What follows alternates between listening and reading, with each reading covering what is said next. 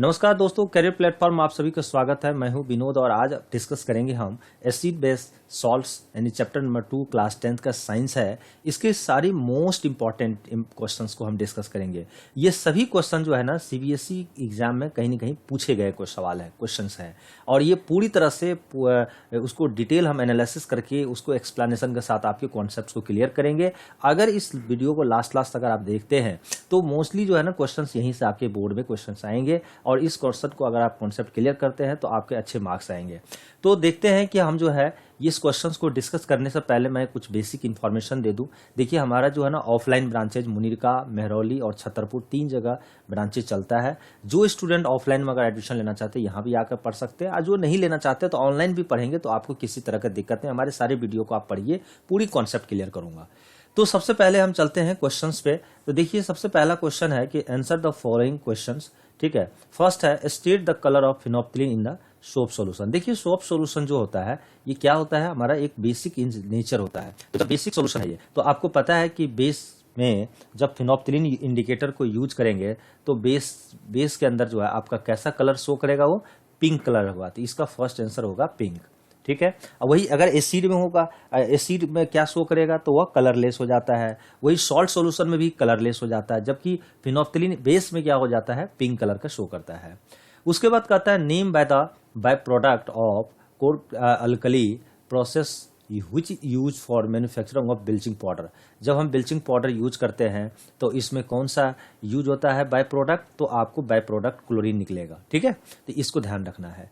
और साथ साथ जो है name one indicator which specify the various level of H+ ions concentration. आपको हमने बताया था कि जो कोई भी इंडिकेटर है, अगर हमारा यूनिवर्सल इंडिकेटर में क्या होता है, इंडिकेटर में जो है यहाँ 0 से लेकर 14 तक जो है हमारा 1 2 इस तरह से हमारा जो है 13 और 7 पे क्या होता है, हमारा pH वैल्यू जो है 7 पे न्यूट्रल हो जाता है। और 7 से जब लेस होगा तो हमारा एसिडिक हो जाएगा और 7 से ग्रेटर होगा तो बेसिक होगा और 7 पे क्या होगा, हमारा न्यूट्रल होगा। तो आपसे पूछ रहा है कि ये जो किस पे वर्क करता है, तो देखिए ये वर्क करता है आपके कॉन्सेंट्रेशन पे। जैसे से H+ आयंस के कॉन्सेंट्रेशन बढ़ेगा, ठीक है, तो यहाँ पे जैसे से कॉन्सेंट्रेशन बढ़ेगा उसका एसिडिक उतनी बेहतर होगा। तो आपको यहाँ पे पूछ रहा है कि one indicator which various level of H+ ion concentration, H+ ion concentration और OH- आयन कॉन्सेंट्रेशन पर जो बेस्ड है वह यूनिवर्सल इंडिकेटर के अंदर आता है। ठीक है दोस्तों, क्वेश्चन नंबर 2 का रहा है कि student detected the pH 4 unknown solution ABCD following 11, 5, 7 and 2 predict the nature of the solution. देखिए सबसे पहले इस क्वेश्चन को करने से पहले मैं उसको एक्सप्लेनेशन दे रहा हूँ अच्छे से। देखिए किसी स्टूडेंट ने 4 जो है ना अननोन सॉल्यूशन ABCD का pH वैल्यू निकाला तो क्या क्या आया, तो देखिए यहाँ पे pH क्या होता है, 7 होता है और यहाँ पे pH होता है 0 और यहाँ पे होगा 14। अब हो क्या रहा है कि किसी एक सॉल्यूशन A है जिसका pH वैल्यू 11 आया, तो ऑब्वियस है कि इसका जो है 11 जब आया है तो pH वैल्यू तो यहाँ पे होगा जो कि A होगा, इसका pH वैल्यू 11 है। उसके बाद जो है ना 7 है pH वैल्यू, तो 7 जो है आपका यहाँ पे होगा। ठीक है, 7 होगा आपका यहाँ पे देखेंगे जो कि आपका बी सॉल्यूशन है। उसके बाद pH जो है सो 5, तो pH जब आपका 5 होगा तो मान लीजिए 5 आपका यहाँ पे होगा जो कि C एक सॉल्यूशन होगा। और उसके बाद 2 है जो pH वैल्यू इसका यहाँ पे होगा जो कि 2 होगा, ये आपका B होगा। तो अब क्या देख रहे हैं आप, जैसे से pH वैल्यू कम होगा, जितनी कम होगी pH वैल्यू उतनी बेहतर वो एसिडिक होगा। ठीक है, तो आपको यहाँ पे क्या होगा, सबसे अच्छा एसिड कौन होगा, तो क्या होगा, सॉरी B जो है सबसे ज्यादा जो है आपका एसिडिक होगा, तो यहाँ लिखिए B इज एसिडिक। और A क्या होगा, A देख रहे हैं 7 से ज्यादा है, अगर 7 से ज्यादा pH वैल्यू हो जाता है तो वो बेसिक नेचर हो जाता है, तो A is basic, B is acidic. और C क्या होगा, जिसका pH वैल्यू 7 होता है वह C क्या हो गया, न्यूट्रल हो गया। और वेयर एज D की अगर हम बात करें तो D आपका जो सॉल्यूशन है, देखिए यहाँ पे D की जो वैल्यू है यहाँ पे है, ये है आपका D। तो D की जो pH वैल्यू कितना आ रहा है, pH वैल्यू आ रहा है ABCD। तो D का जो pH वैल्यू है वो 2 है जो कि स्ट्रांगली एसिड हो जाएगा, सबसे अच्छा एसिड होगा। जिसके पीएच वैल्यू जितना ज़्यादा उसका जो है एसिडिक प्रॉपर्टी उतनी कम हो जाती है। तो सबसे कम पीएच वैल्यू देखिए, सबसे जो है ना लेस है 2, तो इसका सबसे अच्छा एसिड होगा डी। उसके बाद कहता है explain how an antacid work. देखिए हमारे एंटासिड कैसे वर्क करता है। तो देखिए hyper acidity is cause by the excess of hydrochloric acid in stomach. हमारे बॉडी के अंदर क्या होता है, स्टमक में HCl हाइड्रोक्लोरिक एसिड क्या होता है, जनरेट होता है। अब होता क्या है कि हमारे बॉडी के अंदर ज़्यादा HCl हो जाने से हमें क्या होता है, ज़्यादा रिलीफ नहीं महसूस होता है, फील नहीं होता है। तो हम क्या करते हैं, वहाँ पे जैसे बेकिंग सोडा अगर यूज कर लेते हैं जो कि बेसिक इन नेचर का होता है। जैसे हम अपने बॉडी के अंदर हमारे बेकिंग सोडा जाता है तो वो बेसिक और एसिड की जो मिल करके क्या होता है, न्यूट्रलाइज करता है, और जिससे क्या होता है, हमें रिलीफ मिलता है। तो वही antacid is a basic in nature, it neutralize excessive of acid in gases relief from the pain by the hyper acidity. तो एसिडिटी को कम करने के लिए हमें बेस की जरूरत होती है, और बेस में हम क्या यूज कर सकते हैं, जो बेस में हम बेकिंग पाउडर यूज कर सकते हैं। ठीक है, खाने के साथ हम यूज करेंगे। तो इस तरह से आपका एंटासिड को हमें रिलीफ मिलता है। नेक्स्ट क्वेश्चन है define the olfactory indicator, name 2 substances which can be use as olfactory indicator. देखिए ऑयल फैक्ट्री इंडिकेटर, जो ऑयल फैक्ट्री इंडिकेटर क्या किस तरह वर्क करता है, on the basis of smell या ऑर्डर होगा या स्मेल के बेसिस पे वर्क करता है। ठीक है, और onion and vanilla can be used as a olfactory indicator. इस तरह से हम लोग इसका यूज करते हैं, क्योंकि इसमें क्या होता है, एसिड के केस में क्या होता है, रिटेन हो जाता है, और बेस के केस में क्या होता है, स्मेल को जो है लूज कर देता है वो।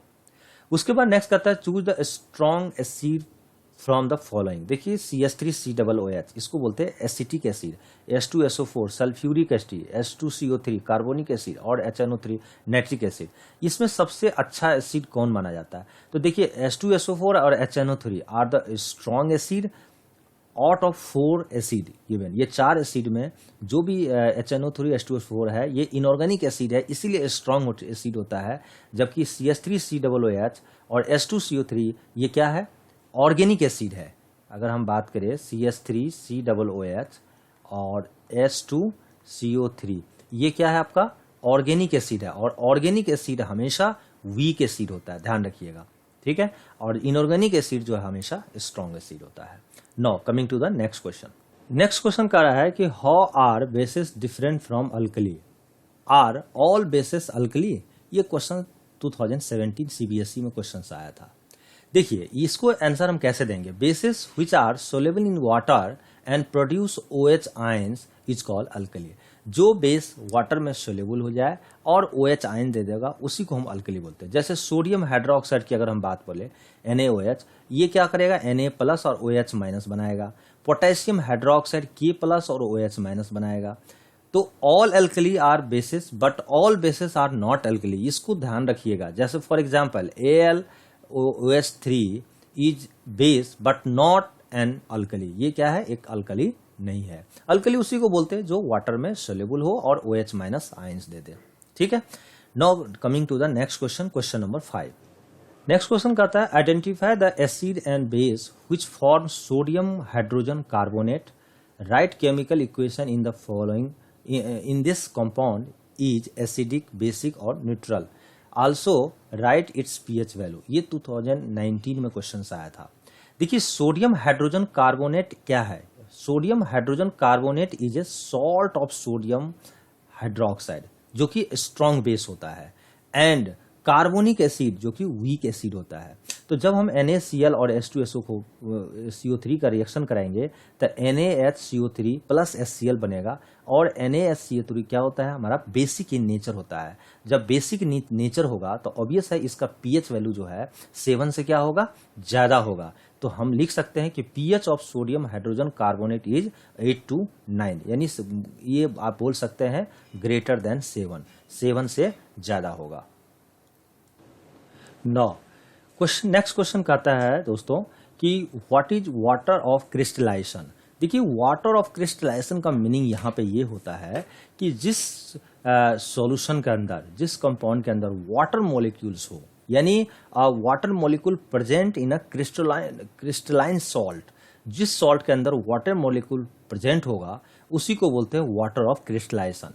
और कहता है name and give formula to salt which contain water of crystallization. 2018 में क्वेश्चन आया था।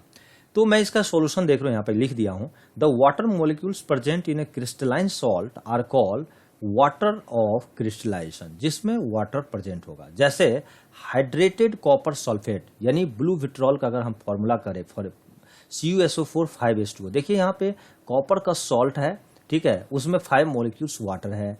उसी तरह hydrated ferrous sulphate green vitriol FeSO4 7H2O, इसमें भी देखिए वाटर है। उसके बाद वॉशिंग सोडा Na2CO3 10H2O, इसमें भी वाटर है।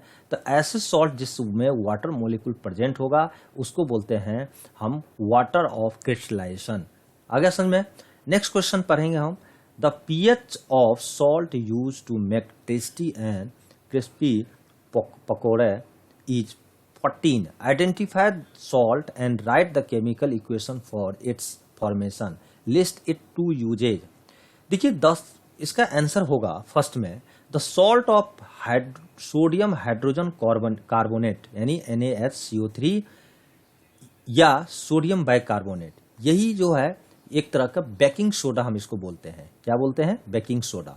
बेकिंग सोडा हम यूज करते हैं पकौड़े वगैरह बनाने में, ताकि वो जो है स्पॉन्गी टाइप का बने और खाने में अच्छा लगेगा। ठीक है, साथ साथ जो है नेक्स्ट कहता है कि manufacturing of baking soda. Baking soda हम कैसे बनाते हैं? तो देखिए NaCl प्लस H2O, इस दोनों को मिक्स करते हैं और इसी को बोलते हैं हम लोग ब्राइन। ब्राइन को CO2 प्लस अमोनिया NaH3 के साथ रिएक्शन कराएंगे तो NH4Cl प्लस NaHCO3 जो कि हमारा क्या बन गया, यहाँ से बेकिंग सोडा बन के तैयार हो गया। तो इस तरह से हम बेकिंग सोडा बनाते हैं। नेक्स्ट हम यूजेज की बात करें तो it uses for making baking powder. Baking powder के रूप में हम यूज करते हैं। It is used in soda and fire extinguisher में आग बुझाने में, और इंग्रेडिएंट ऑफ इन एंटा एसिड के रूप में हम लोग बेकिंग सोडा का यूज करते हैं। क्यों कि एंटासिड में इसलिए यूज करते हैं कि हमारे बॉडी के अंदर जो स्टमक है उसके अंदर HCl ज़्यादा प्रोड्यूस होता है, जिससे क्या हो रहा है, हमें बॉडी में जो है एसिडिटी बढ़ जाते हैं। उस समय हमें क्या करते हैं, सोडा यूज करते हैं, बेकिंग सोडा। और baking soda basic in nature का होता है, हमारे एसिडिटी को कम कर देता है, क्योंकि वो रिएक्शन करके और न्यूट्रलाइज कर देता है और सॉल्ट का फॉर्मेशन हो जाती है। नेक्स्ट क्वेश्चन कहता है कि 1 gram of solid sodium chloride is taken in clean and dry test tube and 2 ml of conc, ठीक है, sulphuric acid is added to it if the gas involve is tested first with dry and when with the wet value litmus paper, in which case will litmus paper change the colour, give reason for your answer with the chemical equation for the following. देखिए इसका answer simply होगा कि the colour change will be observe in wet blue litmus paper because moisture and water is needed for the formation of hydronium ion. ये क्या बनाता है? ये hydronium ion H3O plus को हम लोग हाइड्रोनियम आयन बोलते हैं। Due to in colour change of litmus paper takes place, जैसे NaCl plus H2SO4 Na2SO4 plus HCl हमारा प्रोडक्ट बनेगा। क्वेश्चन कह रहा है कि on passing excess carbon dioxide gas through a lime water it first turn milky and then becomes colourless, explain why, write all chemical equation of the reaction involve. देखिए ये question CBSE 2016 में आया। तो सबसे पहले इसका कहता है on excess carbon dioxide gas through a lime water. देखिए कैल्शियम कार्बोनेट को CO2 के साथ रिएक्शन कराएंगे तो ऑब्वियस है कैल्शियम कार्बोनेट, ठीक है, अब प्लस H2O हमारा यहाँ से क्या होगा, रिलीज होगा, सॉरी हाँ, और कैल्शियम कार्बोनेट को हम CO2 प्लस H2O के साथ रिएक्शन करें, कैल्शियम, ठीक है, CaSCO3 बनेगा। Lime water turn milky due to the formation of calcium carbonate and it becomes colourless, excess CO2 is pass due to formation of CaSCO3 का whole twice which is soluble in water. ठीक है, तो इसको थोड़ा सा ध्यान रखिएगा। Next जो है हमारा क्वेश्चन है कि fresh milk has pH of 6। Obvious है कि pH वैल्यू 7 से कम होगा तो वो एसिडिटी की प्रॉपर्टी को शो करता है, यानी वो क्या है, acidic in nature. How do you think the pH will change as a turn into curd, explain. pH will decreases from 6. Because during the curd formation, lactic acid is produced which make it acidity. Then milk change into curd, the pH changes, it becomes less than 6. जब pH क्या होगा 6 से कम हो जाएगा. Next question क्या करा है दोस्तों? नेक्स्ट क्वेश्चन है कि 5 solution A B C D E when tested with the universal indicator pH value जो निकला है 4, 1, 11, 7, 9 रिस्पेक्टिवली which solution is. तो देखिए ऑब्वियस है कि जब pH वैल्यू जब 7 होगा तो वैसे सॉल्यूशन को बोलते हैं हम लोग कौन सा सॉल्यूशन? हम जो है न्यूट्रल सॉल्यूशन बोलेंगे. जब pH वैल्यू सबसे कम हो, देखिए आप, जब pH वैल्यू 1 हो जाए तो वो स्ट्रांगली एसिड हो जाएगी, यानी क्या होगा? Strongly acidic. और जब pH वैल्यू 4 होगा तो सिंपली जो है वह जो है एसिडिक अगर आप बोलेंगे, ठीक है, वीकली एसिडिक. और pH वैल्यू जो है आपका जैसे आपका 9 आ गया तो क्या होगा? Weekly alkaline. और जब pH वैल्यू 11 हो जाएगा तो स्ट्रांगली क्या होगा? अल्कलाइन. इस बात को आपको ध्यान रखना है. मैंने एक टेबल बना के दिया भी है कि एक फर्स्ट का क्या हो जाएगा? D हो जाएगा, ये यानी 4 के लिए, 1 के लिए C और C के लिए B और D के लिए A और E के लिए E आपका होगा. यानी pH in increasing order of H plus ion concentration. तो इस तरह से ऑर्डर आपको इसको लिखना है. क्वेश्चन कह रहा है कि a milkman add a very small amount of baking soda to a fresh milk. दूध वाले जो होते हैं ना मिल्कमैन, जो ग्रामीण एरिया में आप देखें या शहरी एरिया में, वो थोड़ी मात्रा में क्या करता है? सोडा डाल देता है दूध के अंदर. क्यों डालता है? इसलिए डालता है कि alkaline medium does not allow milk to turn sour easily. Sour in taste जो है ना इजिली वो कन्वर्ट ना हो, क्योंकि जो जैसे सोडा हम यूज करेंगे तो वो क्या करेगा?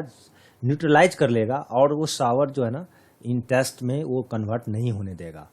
सेकेंड कहता है कि why do you expect to observe when milk come to boil, या what is the effect on addition of baking soda to make. देखिए when milk is about to boil there must be more effect due to the presence of baking soda. Next कहता है कि why does this milk take longer time to set a curd. देखिए when milk is set to curd, presence of alkali does not allow it become easily acidic easily, hence the milk takes a longer time to set the curd. ये भी ध्यान रखना है आपको. दोस्तों कहता है कि what is the tooth enamel chemically state the condition when it start corroding. ठीक है. What happens when food particle left in the mouth after eating degrade? Why the doctor suggests use of tooth powder या toothpaste to prevent tooth decay. देखिए हमारे क्या होता है कि दांत का डिके होना, यानी जो है हमारा टीथ जो है ना उसका डिके क्यों होता है? क्योंकि उसकी पीएच वैल्यू ना 5.5 से नीचे हो जाता है. जब 5.5 से नीचे हो जाता है तो दांतों का क्या होता है? डिके होना शुरू हो जाता है. तो उस केस में हमें क्या करता है? कैल्शियम फॉस्फेट यानी व्हाइट कहता है white tooth enamel is calcium phosphate through a very hard substance और which get affected when pH our mouth fall below. तो हमें क्या होता है? पीएच वैल्यू को मेंटेन करने के लिए हमें उस समय एसिडिटी को बढ़ानी पड़ती है. अगर 5.5 से जैसे आपका पीएच वैल्यू घट जाएगा तो आपका दांत का डिके होना शुरू हो जाएगा. तो दांत उसको पीएच को मेंटेन करने के लिए डॉक्टर जो है सजेस्ट करता है. नेक्स्ट क्वेश्चन है, ये भी जो है क्वेश्चन आपका दांत से रिलेटेड है, टीथ से रिलेटेड है, इसको आप पढ़ लीजिएगा एक बार, ठीक है. और नेक्स्ट क्वेश्चन नंबर हम बात करते हैं 15 का. तो देखिए what is water of crystallisation. ये क्वेश्चन को अभी हमने डिस्कस कर दिया है. ये क्या होता है? जिसमें वाटर मॉलिक्यूल्स होगा, ठीक है. और नेक्स्ट क्वेश्चन को इसके साथ कहता है इसका प्रिपरेशन कैसे करते हैं वॉशिंग सोडा का. देखिए वॉशिंग सोडा कैसे बनाया जाता है? जो ब्राइन होता है ना CO2 और NH3 के साथ उसका रिएक्शन कराते हैं और वो हमें क्या बनता है? ये जो है सोडा मिल जाता है NaSCO3, जिस सोडा को हम लोग क्या बोलते हैं? एक तरह का हम बोल सकते हैं इसको हम फिर हीट करके जो है Na2CO3 बनाएंगे, जिसको हम सोडा ऐश के नाम से जानते हैं, सोडा ऐश Na2CO3, और इसमें 10 मॉलिक्यूल्स वाटर हम ऐड कर देंगे तो वॉशिंग सोडा बन जाएगा। इसका यूजेज कहाँ होता है? Use in glass, soap and paper industry. साथ साथ जो है हार्डनेस ऑफ वाटर को हम लोग दूर करने के लिए यूज करते हैं। तो दोस्तों इस वीडियो में हम लोग देख चुके हैं कि लास्ट तक जो है ना इतने सारे क्वेश्चंस हमने डिस्कस किया, और ये आपके एग्जाम के लिए काफ़ी इंपॉर्टेंट है। थैंक यू, धन्यवाद।